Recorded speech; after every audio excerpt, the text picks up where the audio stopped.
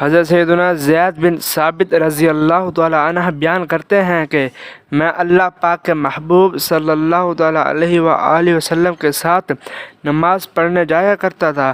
آپ علیہ السلام قریب قریب قدم رکھتے تھے۔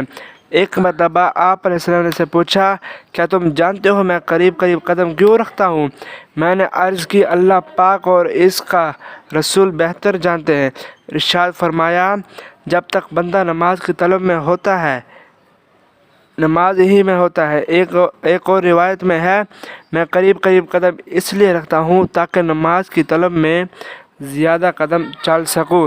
حضرت سیدنا ابو ہریرہ رضی اللہ تعالیٰ عنہ روایت ہے، اللہ کریم کے آخری نبی صلی اللہ علیہ وسلم نے ارشاد فرمایا، نماز کے لیے جاتے ہوئے اٹھنے والا ہر قدم صدقہ ہے۔